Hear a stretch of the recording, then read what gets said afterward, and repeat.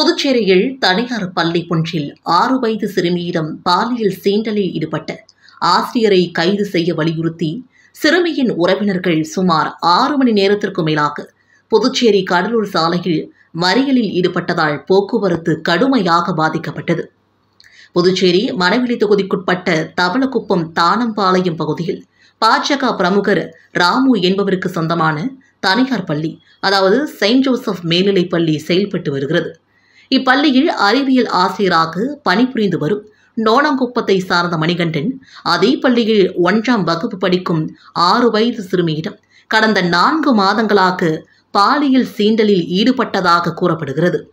இதனிடையே நேற்று முன்தினம் அந்த சிறுமிக்கு திடீரென உடல்நிலை சரியில்லாமல் வீட்டில் இருந்துள்ளார். இதனை கண்ட அவரது பெற்றோர்கள் அவரை மருத்துவமனைக்கு அழைத்து சென்று பரிசோதித்த போது சிறுமி பாலியல் சீண்டலுக்கு ஆளாகி இருப்பது தெரிய வந்தது.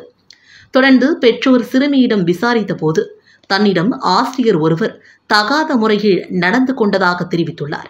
இதனால் ஆத்திரமடைந்த சிறுமியின் பெற்றோர் மற்றும் உறவினர்கள் சம்பந்தப்பட்ட பள்ளியை முற்றுகையிட்டு போராட்டத்தில் ஈடுபட்டு பள்ளியை சூறையாடி ஆசிரியர் மணிகண்டன் மற்றும் பள்ளியின் நிறுவனர் ராமு மீது உடனடியாக வழக்கு பதிவு செய்து கைது செய்ய கோரி புதுச்சேரி கடலூர் சாலையில் மறியலில் ஈடுபட்டனர். இதனால் புதுச்சேரி கடலூர் சாலையில் சுமார் 6 மணி நேரத்திற்கு மேலாக போக்குவரத்து கடுமையாக பாதிக்கப்பட்டது.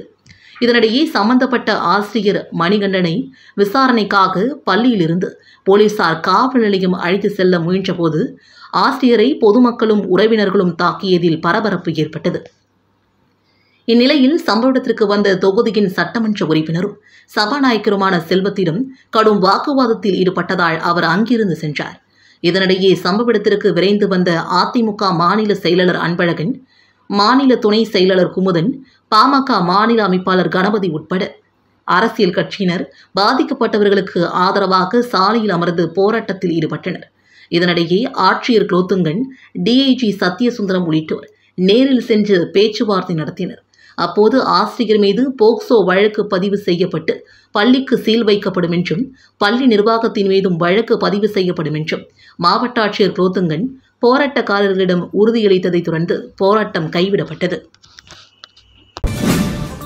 புதுச்சேரியில் தவளக்குப்பம் பகுதியில் தனியார் பள்ளி ஒன்றில் 1ஆம் வகுப்பு பயிலும் சிறுமியிடம் பாலியல் சீண்டலில் ஈடுபட்ட ஆசிரியருக்கு சிறுமியின் பெற்றோர் மற்றும் உறவினர்கள் தர்ம அடி கொடுத்து சம்பந்தப்பட்ட பள்ளியின் கண்ணாடி, மேஜை உள்ளிட்ட பொருட்களை உடைத்து பள்ளியை சூறையாடிய நிலையில் ஆசிரியர் மற்றும் பள்ளியின் நிறுவனர் மீது போலீசார் வழக்கு பதிவு செய்ய கோரி சிறுமியின் உறவினர்கள் சுமார் 6 மணி நேரத்திற்கு மேலாக புதுச்சேரி கடலூர் சாலையில் மறியலில் ஈடுபட்டதால் போக்குவரத்து கடுமையாக பாதிக்கப்பட்டது.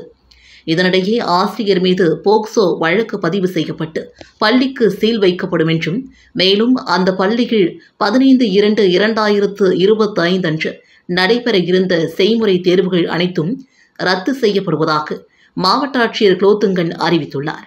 இதனிடையே தலைமறைவாக உள்ள பள்ளியின் நிறுவனர் ராமுவை போலீசார் தீவிரமாக தேடி வருகின்றனர். புதுச்சேரி மணவெளி தொகுதிக்குட்பட்ட தவளக்குப்பம் தானம்பாளையம் பகுதியில் பாஜக பிரமுகர் ராமு என்பவருக்கு சொந்தமாக தனியார் பள்ளி, அதாவது செயின்ட் ஜோசப் மேல்நிலைப் பள்ளி செயல்பட்டு வருகிறது. இப்பள்ளியில் அறிவியல் ஆசிரியராக பணிபுரிந்து வரும் நோணங்குப்பத்தை சார்ந்த மணிகண்டன் அதே பள்ளியில் 1ஆம் வகுப்பு படிக்கும் 6 வயது சிறுமியிடம் கடந்த 4 மாதங்களாக பாலியல் சீண்டலில் ஈடுபட்டதாக கூறப்படுகிறது. இதனிடையே நேற்று முன்தினம் அந்த சிறுமிக்கு திடீரென உடல்நிலை சரியில்லாமல் வீட்டில் இருந்துள்ளார். இதனை கண்ட அவரது பெற்றோர்கள் அவரை மருத்துவமனைக்கு அழைத்து சென்று பரிசோதித்த போது சிறுமி பாலியல் சீண்டலுக்கு ஆளாகி இருப்பது தெரிய வந்தது. தொடர்ந்து பெற்றோர் சிறுமியிடம் விசாரித்த போது தன்னிடம் ஆசிரியர் ஒருவர் தகாத முறையில் நடந்து கொண்டதாக தெரிவித்துள்ளார். இதனையடுத்து சிறுமியின் பெற்றோர் மற்றும் உறவினர்கள் இன்று சம்பந்தப்பட்ட பள்ளிக்கு நேரில் சென்று இது குறித்து கேட்டபோது பள்ளி நிர்வாகம் தரப்பில் சரியான பதில் கூறவில்லை என்று கூறப்படுகிறது. மேலும் பள்ளி நிர்வாக ஆசிரியர் மணிகண்டனுக்கு ஆதரவாக செயல்பட்டு விவகாரத்தை மூடி மறைத்ததாகவும் கூறப்படுகிறது. இதனையடுத்து சிறுமியின் பெற்றோர் இது தொடர்பாக தவளக்குப்பம் காவல் நிலையத்தில் புகார் கொடுத்துள்ளனர். ஆனால் காவல்துறையும் சம்பந்தப்பட்ட ஆசிரியர் மீது வழக்கு பதிவு செய்யாமல் தாமதப்படுத்தியுள்ளதாகவும் கூறப்படுகிறது. இதனால் ஆத்திரமடைந்த சிறுமியின் பெற்றோர் மற்றும் உறவினர்கள் சம்பந்தப்பட்ட பள்ளியை முற்றுகையிட்டு போராட்டத்தில் ஈடுபட்டு பள்ளியை சூறையாடி ஆசிரியர் மணிகண்டன் மற்றும் பள்ளியின் நிறுவனர் ராமு மீது உடனடியாக வழக்கு பதிவு செய்து கைது செய்ய கோரி புதுச்சேரி கடலூர் சாலையில் மறியலில் ஈடுபட்டனர்.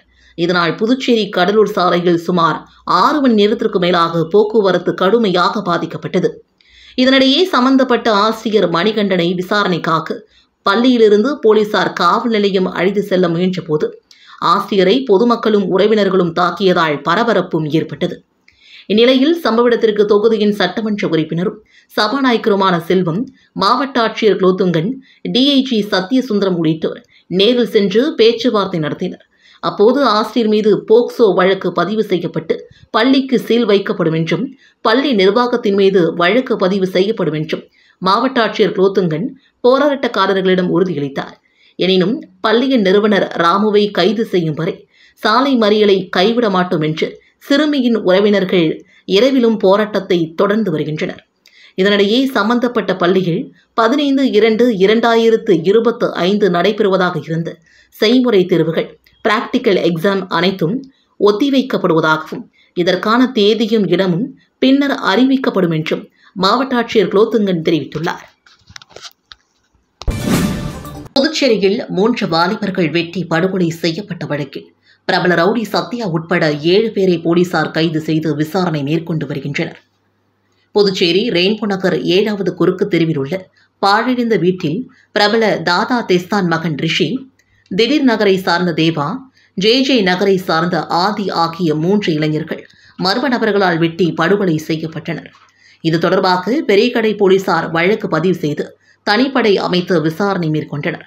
விசாரணையில் டிவி நகரை சார்ந்த பிரபல ரவுடி சத்யா கொலை செய்தது தெரிய வந்தது.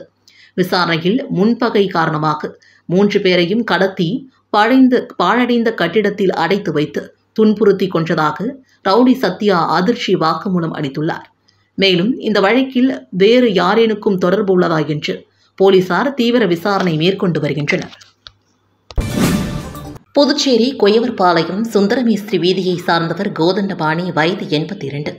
இவர் சமீபத்தில் வீட்டிற்கு கடந்த 12ஆம் தேதி புதிய வாஷிங் மிஷின் ஒன்று வாங்கியிருந்தார். அது பழுதானது. உடனடியாக அவர் வாஷிங் மிஷின் வாங்கிய கடையை தொடர்பு கொண்டு அதனை பழுது நீக்கி தர ஊழியரை அனுப்பி வைக்கும்படி கேட்டுக்கொண்டார். அதன்படி கடையிலிருந்து பழுது நீக்க ஊழியர் அனுப்பி வைக்கப்பட்டார். அந்த ஊழியர் வந்து சென்ற பின் அவரின் வீட்டில் பூஜை அறையிலிருந்து 3 சவரன் வளையல் மாயமாகி இருந்தது. சந்தேகமடைந்த கோதண்டபாணி பழுது நீக்கும் ஊழியரிடம் விசாரித்தார். அவர் நகை எடுக்கவில்லை என்று மறுத்துவிட்டார். இதுகுறித்து கோதண்டபாணி உருளையன்பேட்டை போலீசில் புகார் அளித்தார். இதன் அடிப்படையில் போலீஸ் இன்ஸ்பெக்டர் கார்த்திகேயன் வழக்கு பதிந்து அந்த ஊழியரை பிடித்து விசாரித்தனர். அவர் முத்தியல்பேட்டை பொன்னியம்மன் கோவில் வீதியை சார்ந்த பிரதீப், வயது 28 என்பதும் நகையை திருடியதையும் ஒப்புக்கொண்டார். இதனையடுத்து அவரை போலீசார் கைது செய்து நகையை பறிமுதல் செய்தனர். புதுச்சேரியிலிருந்து விழுப்புரத்திற்கு உடல் முழுவதும் டேப் ஒட்டி நூதன முறையில் மது பாட்டில்களை கடத்த முயன்றவரை மதுவிலக்கு போலீசார் கைது செய்தனர். விழுப்புரம் மாவட்டம் காவல் கண்காணிப்பாளர் சரவணன் உத்தரவின் பேரில் தனிப்படை போலீசார், உதவி ஆய்வாளர் சண்முகம், சதீஷ் மற்றும் காவலர்கள் விழுப்புரம் பழைய பேருந்து நிலையத்தில் கண்காணிப்பு பணியில் ஈடுபட்டிருந்தனர். அப்போது சந்தேகம் படுபடி நின்றிருந்த நபரை அழைத்து விசாரித்த போது அவர் முன்னுக்கு பின் பதில் அழைத்ததால் சந்தேகமடைந்த போலீசார் அவரை சோதனை செய்தனர். அப்போது உடல் முழுவதும் மது பாட்டில்களை டேப் ஒட்டி கடத்த முயன்றது தெரிய வந்தது. மேலும் விசாரணையில் விழுப்புரத்தை சார்ந்த நாகமணி என்பதும் புதுச்சேரியிலிருந்து நூதன முறையில் உடம்பில் மது பாட்டில்களை டேப் ஒட்டி தமிழக பகுதியில் விற்பனை செய்ய முயன்றதும் தெரிய வந்தது. இதனையடுத்து அவரை கைது செய்த போலீசார் அவரிடமிருந்து 120 மது பாட்டில்களை பறிமுதல் செய்து சிறையில் அடைத்தனர். கண்டமங்கலத்தில் அம்மிக்கல்லை தலையில் போட்டு மனைவி கொலை, தகாத உறவால் கணவர் பிரிச்சைகள். கண்டமங்கலத்தில் ஆண்களிடம் தகாத உறவை கைவிடாத மனைவியை தூங்கும் போது அம்மிக்கல்லை தலையில் போட்டு கொலை செய்த செங்கல் சூளை தொழிலாளியை போலீசார் கைது செய்தனர். விழுப்புரம் மாவட்டம் கண்டமங்கலம் வாய்க்கால் மேட்டு தெருவை சார்ந்தவர் மணிகண்டன், வயது 45. இவரது மனைவி உமா, வயது 42. இவர்களுக்கு கல்லூரியில் படித்து வரும் மனோ, வயது 23 என்ற மகனும் வினோதினி வயது 21 என்ற மகளும் உள்ளனர். கணவன் மனைவி இருவரும் கடந்த 20 ஆண்டுகளுக்கு மேலாக பல்வேறு இடங்களில் செங்கல் சூளைகளில் கல்லறுக்கும் தொழில் செய்து வந்துள்ளனர். இந்நிலையில் உமா சூளையில் வேலை செய்யும் இடங்களில் ஆண்களிடம் சகஜமாக நெருங்கி பழகி வந்துள்ளார். மனைவியின் நடத்தையில் சந்தேகமடைந்த மணிகண்டன் தகாத உறவை கைவிடுமாறு கண்டித்துள்ளார். இதனால் கணவன் மனைவிக்கு இடையே அடிக்கடி தகராறு நடந்து வந்துள்ளது. சமீப காலமாக கணவன் மனைவி இருவரும் விக்கிரவாண்டி அருகே உள்ள தொரவி கிராமத்தில் சூளையில் வேலை செய்து வந்துள்ளனர். நேற்று முன்தினம் 14ஆம் தேதி காலை வழக்கம் போல இருவரும் தொரவிக்கு வேலைக்கு சென்றுவிட்டு மாலை வீடு திரும்பியுள்ளனர். இரவு 8:30 மணிக்கு கணவன் மனைவிக்கிடையே மீண்டும் தகராறு ஏற்பட்டுள்ளது. அப்போது மணிகண்டன் மனைவி உமா ஆண்களிடம் வைத்துள்ள தகாத உறவு குறித்து தரைக்குறைவாக பேசி மனைவியை அடித்து உதைத்து கொலை மிரட்டல் விடுத்திருக்கிறார். அக்கம் பக்கம் உள்ளவர்கள் கணவன் மனைவி இருவரையும் சமாதானம் செய்துள்ளனர். இந்நிலையில் இரவு 10 மணிக்கு உமா மற்றும் மகள் ஆகிய மூவரும் சாப்பிட்டு முடித்து தூங்கியுள்ளனர். மனைவியின் நடத்தையால் ஏற்பட்ட மன உளைச்சலால் தூங்காமல் கண் வீழ்த்திருந்த மணிகண்டன் இரவு 11 மணிக்கு வீட்டில் தூங்கிக் கொண்டிருந்த மனைவியின் தலையில் அம்மிக்கல்லால் தாக்கியுள்ளார். இதில் மண்டை உடைந்த உமா படுக்கிலேயே இரத்த வெள்ளத்தில் பரிதாபமாக இருந்தார். இந்நிலையில் இரவு 11:30 மணிக்கு மணிகண்டன் கண்டமங்கலம் காவல் நிலையத்தில் சரணடைந்து மனைவியை அம்மிக்கல்லை போட்டு கொலை செய்துவிட்டேன் என்று தெரிவித்துள்ளார். இதில் inspector Suresh Babu, sub inspector Vijayakumar மற்றும் போலீசார் சம்பவ இடத்திற்கு நேரில் சென்று உமாவின் உடலை மீட்டு முண்டியம்பாக்கம் அரசு மருத்துவக் கல்லூரி மருத்துவமனைக்கு அனுப்பி வைத்து வழக்கு பதிவு செய்து விசாரணை மேற்கொண்டு வருகின்றனர். விக்கிரவாண்டி டிஎஸ்பி நந்தகுமார் சம்பவ இடத்திற்கு நேரில் சென்று விசாரணை நடத்தினார். நடத்தையில் ஏற்பட்ட சந்தேகத்தால் மனைவியின் தலையில் அம்மிக்கல்லை போட்டு கொலை செய்த சம்பவம் கண்டமங்கலம் பகுதியில் பரபரப்பை ஏற்படுத்தியுள்ளது. புதுச்சேரி அருகே மருந்து வாங்கிக் கொண்டு சாலையை கடந்த பெண் மீது அரசு பேருந்து மோதியதில் சம்பவ இடத்திலேயே அப்பெண் உயிரிழந்த சம்பவம் அப்பகுதியில் சோகத்தை ஏற்படுத்தியுள்ளது. புதுச்சேரி அருகே விழுப்புரம் மாவட்ட ஆட்சியர் அலுவலகம் எதிரில் உள்ள சாலையில் கீழ்பெரும்பாக்கம் ஏரிக்கரை பகுதியை சார்ந்த காசிநாதன் மனைவி சுசீலா வயது 60 என்பவர் மெடிக்கலில் மருந்து வாங்கிக் கொண்டு சாலையை கடக்க முயன்றார். அப்போது புதுச்சேரியிலிருந்து விழுப்புரம் நோக்கி வந்த அரசு பேருந்து மோதியதில் பெண் சம்பவ இடத்தில் பலியானார். உடனடியாக அங்கு பணியில் இருந்த போக்குவரத்து போலீசார் சம்பவ இடத்திற்கு நேரில் சென்று பெண்ணின் உடலை மீட்டு முண்டியம்பாக்கம் அரசு மருத்துவக் கல்லூரி மருத்துவமனைக்கு அனுப்பி வைத்தனர். விபத்து குறித்து விழுப்புரம் மேற்கு காவல் நிலைய போலீசார் வழக்கு பதிவு செய்து விசாரணையை மேற்கொண்டு வருகின்றனர். புதுச்சேரி பெரம்பை பகுதியில் உள்ள பழைய பிளாஸ்டிக் குடோனில் நண்பகலில் ஏற்பட்ட திடீர் தீ விபத்தால் அனைத்து பிளாஸ்டிக் பொருட்களும் எரிந்து நாசமானது. புதுச்சேரி வில்லியனூர் அருகே உள்ள பெரம்பை பகுதியில் செயல்பட்டு வருகின்றது பழைய பிளாஸ்டிக் குடோன். இந்த குடோனில் இன்று நண்பகல் திடீரென தீ பற்றி மலமளவென தீயானது குடோன் முழுவதும் பரவியதால் தீ மற்றும் குறும்புகை வானளவு பரவியது. இதனையடுத்து வில்லியனூர் தீயணைப்பு வீரர்கள் உடனடியாக சென்று 1 மணி நேரம் போராடி தீயை அணைத்தனர். தீ விபத்து காரணமாக அனைத்து பழைய பிளாஸ்டிக் பொருட்களும் எரிந்து நாசமானது. தீ விபத்து குறித்து வில்லியனூர் போலீசார் விசாரணை மேற்கொண்டு வருகின்றனர். புதுச்சேரியில் நேற்று 3 இளைஞர்கள் வெட்டி படுகொலை செய்யப்பட்ட நிலையில் முத்தியல்பேட்டை காவல் நிலைய எல்லைக்குட்பட்ட பகுதிகளில் உள்ள ரவுடிகளுக்கு இன்ஸ்பெக்டர் தனசேகர் எச்சரிக்கை விடுத்துள்ளார். புதுச்சேரி ரெயின்போ நகர் பகுதியில் நேற்று பிரபல தாதா தெஸ்தான் மகன் ரிஷி, திடீர் நகரை சார்ந்த தேவா, ஜே நகரை சார்ந்த ஆதி ஆகிய 3 இளைஞர்கள் மர்ம கும்பலால் வெட்டி படுகொலை செய்யப்பட்ட சம்பவம் புதுவை மக்களிடையே அதிர்ச்சியை ஏற்படுத்தியுள்ளது. இந்த நிலையில் முத்தியல்பேட்டை காவல் நிலைய எல்லைக்குட்பட்ட பகுதிகளில் உள்ள குற்றவாளிகள் மற்றும் ரவுடிகளிடம் இன்ஸ்பெக்டர் தனசேகர் விசாரணை மேற்கொண்டார்.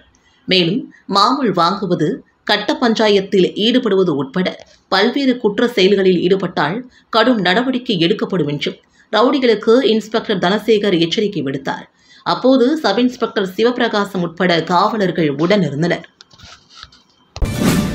புதுச்சேரியில் தனியார் பள்ளி ஆசிரியரால் பாலியல் சீண்டலுக்கு உள்ளான சிறுமிக்கு நியாயம் கேட்டு இன்று மீனவர்கள் மீன்பிடிக்க செல்லாமல் தங்களது எதிர்ப்பினை பதிவு செய்துள்ளனர். புதுச்சேரி மணவெளி தொகுதிக்குட்பட்ட தானம்பாளையத்தில் செயல்பட்டு வந்த தனியார் பள்ளியில் 1ஆம் வகுப்பு பயிலும் 6 வயது சிறுமி அதே பள்ளியில் பணியாற்றி வந்த ஆசிரியர் மணிகண்டனால் பாலியல் சீண்டலுக்கு ஆளாக்கப்பட்டார். சிறுமியிடம் பாலியல் சீண்டலில் ஈடுபட்ட ஆசிரியர் மணிகண்டன் மற்றும் பள்ளி நிர்வாகத்தின் மீது நடவடிக்கை எடுக்க கோரி சிறுமியின் உறவினர்கள் மற்றும் பொதுமக்கள் சம்பந்தப்பட்ட பள்ளியை சூறையாடி நேற்று மாலை நள்ளிரவு வரை சுமார் 6 மணி நேரத்திற்கு மேலாக புதுச்சேரி கடலூர் சாலையில் மறியலில் ஈடுபட்டனர். இதனைத் தொடர்ந்து மாவட்ட ஆட்சியர் குலோத்துங்கன் உத்தரவின் பேரில் சம்பந்தப்பட்ட ஆசிரியர் மீது போக்சோ வழக்கு பதிவு செய்ய போலீசார் சம்பந்தப்பட்ட பள்ளிக்கு சீல் வைத்து தொடர் விசாரணையில் ஈடுபட்டு வருகின்றனர். இந்நிலையில் பாதிக்கப்பட்ட சிறுமிக்கு நியாயம் கேட்டு ஆசிரியர் மற்றும் பள்ளி நிர்வாகத்தை கண்டித்தும் நலவாடு, மூர்த்திக்குப்பம், புதுக்குப்பம் உள்ளிட்ட மீனவ கிராமத்தை சார்ந்த மீனவர்கள் இன்று மீன்பிடிக்க செல்லாமல் தங்களது எதிர்ப்பினை தெரிவித்துள்ளனர்.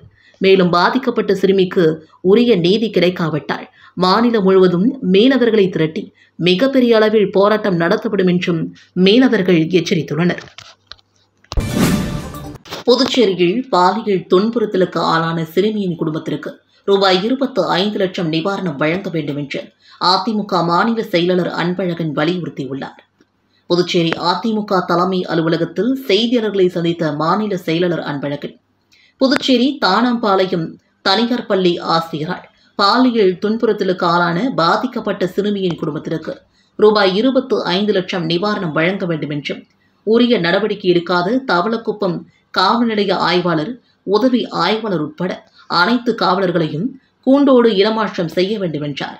பள்ளியின் தாளாளர் சபாநாயகர் செல்வத்திற்கு நெருக்கமானவரும் பாஜகவை சார்ந்தவர் என்பதால் போலீசார் நடவடிக்கை எடுக்கவில்லை என்றும் குற்றம் சாட்டினார்.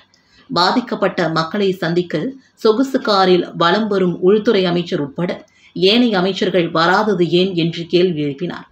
இந்த விவகாரத்தில் மீனவ பஞ்சாயத்து எடுக்கும் முடிவிற்கு அதிமுக என்றும் துணை நிற்கும் என்றார்.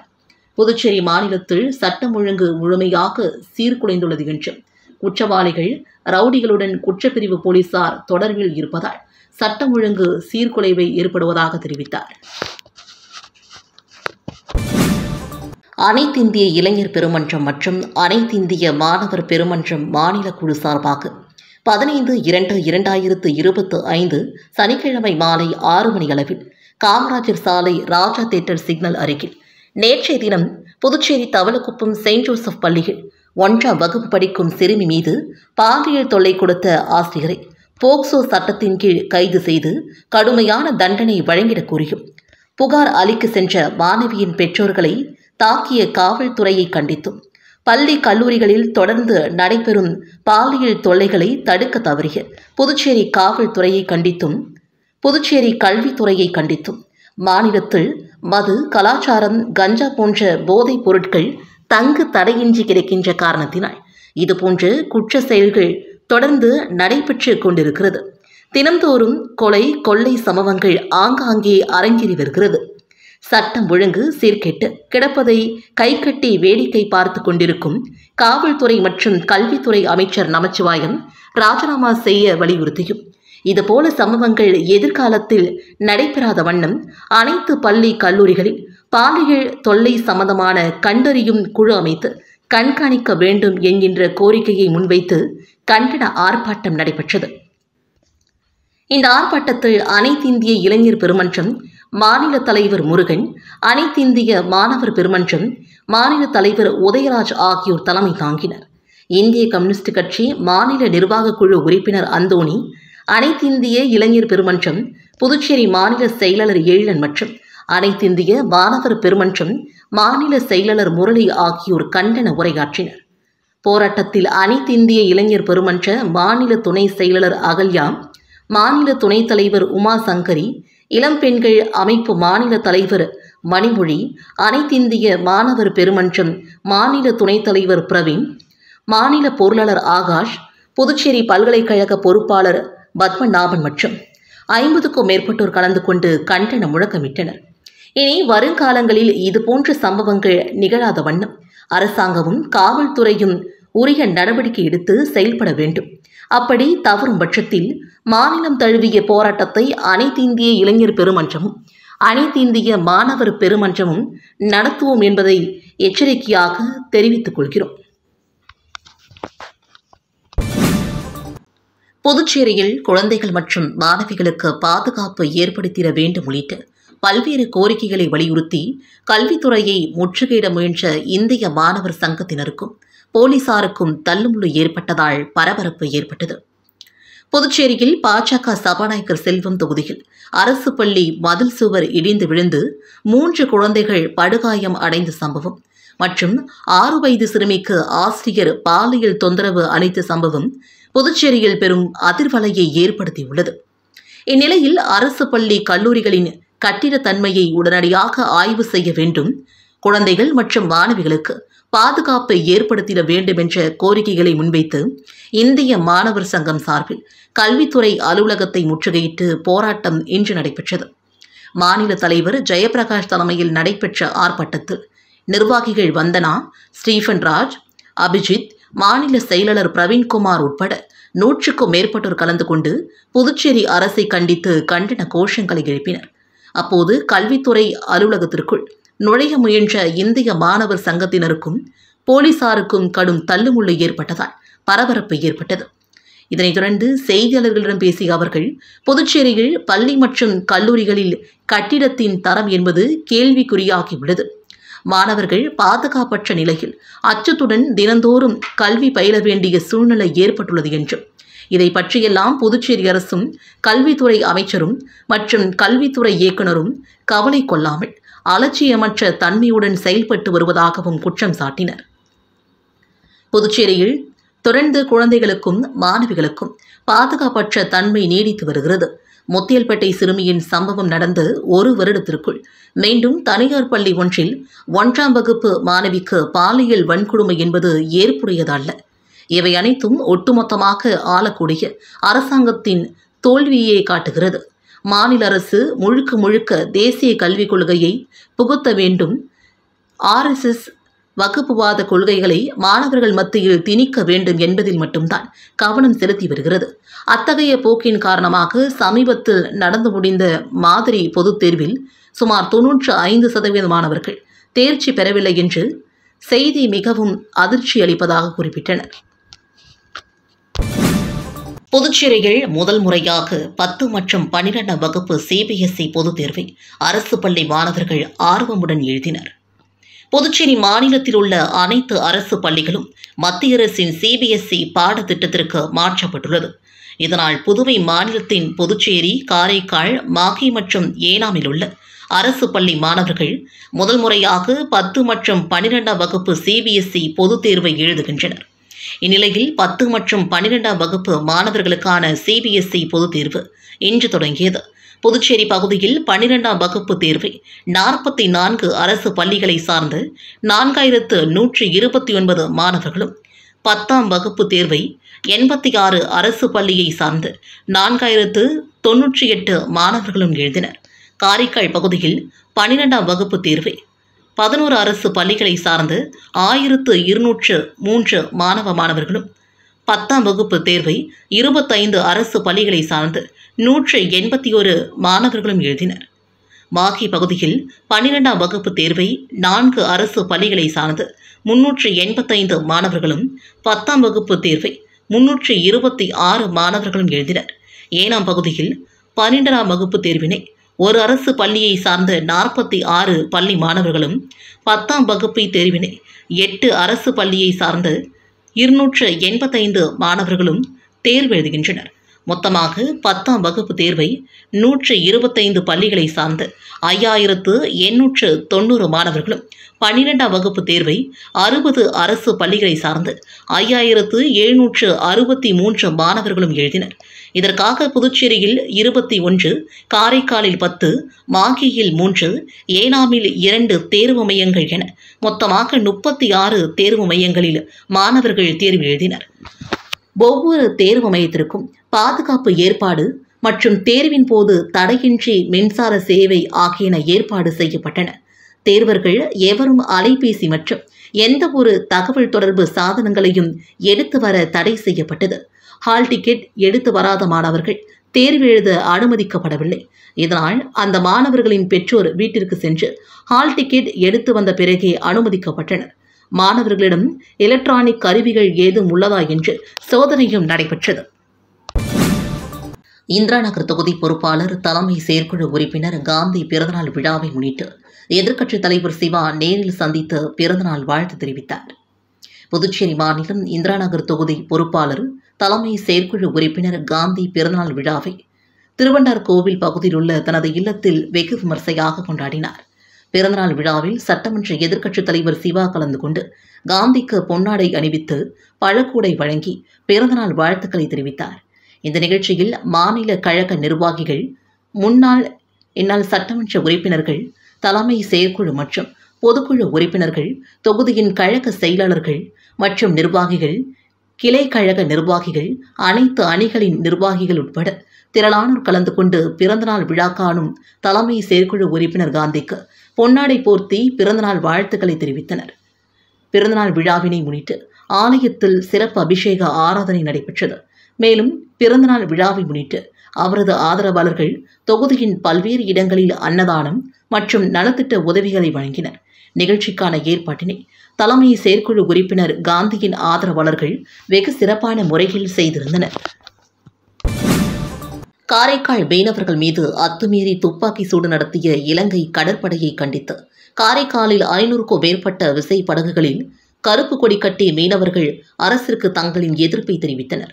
புதுச்சேரி மாநிலம் காரைக்கால் மீனவர்கள் மீது அத்துமீறி இலங்கை கடற்படையினர் துப்பாக்கி சூடு நடத்திய சம்பவத்தை கண்டித்தும், துப்பாக்கி சூட்டில் காயம்பட்டு இலங்கை மருத்துவமனையில் சிகிச்சை பெற்று வரும் 3 மீனவர்களை விடுவிக்க வலியுறுத்தியும், மேலும் எல்லை தாண்டி மீன் பிடித்ததாக கூறி இலங்கை அரசால் 40 லட்சம் அபராதம் மற்றும் 9 மாதம் சிறை தண்டனை விதித்து இலங்கை சிறையில் உள்ள படகு ஓட்டுநரை விடுதலை செய்ய நடவடிக்கை எடுக்காத மத்திய மற்றும் புதுச்சேரி மாநில அரசுகளை கண்டித்தும் மீனவர்கள் இன்று 5வது நாளாக வேலைநிறுத்த போராட்டத்தில் ஈடுபட்டு வரும் நிலையில் காரைக்கால் மாவட்ட மீனவர்கள் மீன்பிடி துறைமுகத்தில் நிறுத்தி வைக்கப்பட்டுள்ள 500க்கும் மேற்பட்ட படகுகளில் இருந்து தேசிய கொடியை அகற்றி கருப்பு கொடி கட்டி மீன்பிடி துறைமுகத்தில் மீனவர்கள் கண்டன ஆர்ப்பாட்டத்தில் ஈடுபட்டனர். மேலும் தங்களது போராட்டங்களுக்கு அரசு நடவடிக்கை எடுக்கவில்லை என்றால் 2 நாட்களில் ரயில் மறியல் மற்றும் சாலை மறியல் போராட்டத்தில் ஈடுபட உள்ளதாக மீனவர்கள் மற்றும் மாநில அரசுகளுக்கு எச்சரிக்கை விடுத்திருக்கின்றனர்.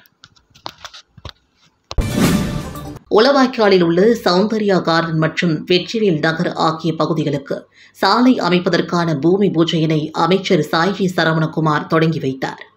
ஓசூர் தொகுதிக்குட்பட்ட உளவாய்க்காலில் உள்ள சௌந்தர்யா கார்டன் மற்றும் வெற்றிவேல் நகரில் வசிக்கும் மக்கள் தங்கள் பகுதிக்கு சாலை அமைத்து தர வேண்டும் என்று தொகுதியின் சட்டமன்ற உறுப்பினரும் ஆதி திராவிடர் நலத்துறை அமைச்சருமான சரவணகுமாரிடம் கோரிக்கை விடுத்தனர்.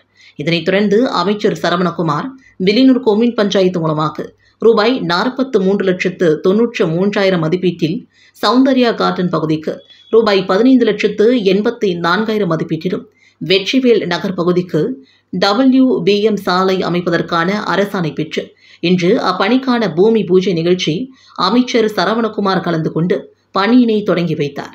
இந்த நிகழ்ச்சியில் ஆணையர் ரமேஷ், இளைநிலை பொறியாளர் பிரதீப்குமார், பாஜக ஊசூர் ஒருங்கிணைப்பாளர் சாய் தியாகராஜன், தொகுதியின் தலைவர் முத்தாலு முரளி, கட்சி நிர்வாகிகள் முருகவேல், சபரி, கலியமூர்த்தி, மனோகர், ஊசூர் சாலை மற்றும் குடிநீர் பொறுப்பாளர் கருணாகரன், கூட்டணி கட்சி நிர்வாகிகள், பொதுமக்கள் என பலரும் கலந்து கொண்டனர். ஆதிதிராவிடர் நலத்துறை மூலமாக தையல் பயிற்சி முடித்த மகளிருக்கு இலவச தையல் இயந்திரத்தை முதல்வர் ரங்கசாமி வழங்கினார். புதுச்சேரி ஆதிதிராவிடர் மற்றும் பழங்குடியினர் நலத்துறையின் மூலமாக ஆண்டுதோறும் ஆதிதிராவிடர் வகுப்பை சார்ந்த மகளிருக்கு இலவசமாக தையல் பயிற்சி அளிக்கப்பட்டு பயிற்சி காலங்களில் மாதந்தோறும் ரூபாய் 1,500 உதவித்தொகை வழங்கப்பட்டு வருகிறது.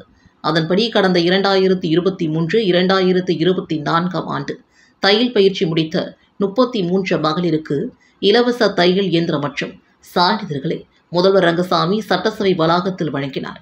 இதில் சபாநாயகர் செல்வம், அமைச்சர் சாய் சரவணகுமார், ரமேஷ், சட்டமன்ற உறுப்பினர், ஆதிதிராவிடர் மற்றும் பழங்குடியினர் நலத்துறை இயக்குநர் இளங்கோவன் மற்றும் துறை அதிகாரிகள் உடனிருந்தனர். தமிழ்நாடு தௌஹீத் ஜமாத் சார்பில் நடைபெற்ற இரத்த தான முகாமில் 50க்கும் மேற்பட்டோர் கலந்து கொண்டு இரத்த தானம் செய்தனர். தமிழ்நாடு தௌஹீத் ஜமாத் புதுச்சேரி மாவட்டம் சுல்தான்பேட்டை ARR நகர கிளை மற்றும் ஜிப்மர் அரசு மருத்துவமனை இணைந்து மாபெரும் இரத்த தான முகாம் விரைனூர் சுல்தான்பேட்டை பகுதியில் இன்று நடைபெற்றது. மாவட்ட மருத்துவரணி செயலாளர் ஹக்மத் உசேன் கலந்து கொண்டு நிகழ்ச்சியை துவக்கி வைத்தார். மேலும் புதுச்சேரி மாவட்ட துணைத் தலைவர் ஹனீப் மற்றும் மாவட்ட செயலாளர் ஷாகுல் ஹமீத், கிளை தலைவர் பரு, கிளை செயலாளர் உமர் சிராஜுதீன், கிளை பொருளாளர் தாஜுதீன், துணைத் தலைவர் நஜ்முல் ஆலம், துணை செயலாளர் பாட்சா, மருத்துவரணி செயலாளர் முகமது பாபு, மாணவரணி செயலாளர் ஃபாசில், தொண்டரணி செயலாளர் ஜான் பாஷா, வர்த்தகரணி செயலாளர் அகமது அலி ஆகியோர் இரத்த தானம் குறித்த விழிப்புணர்வை மக்களுக்கு எடுத்துக் கூறினர். இதில் 50க்கும் மேற்பட்ட இரத்த கொடையாளர்கள் கலந்து கொண்டு இரத்த தானம் செய்தனர்.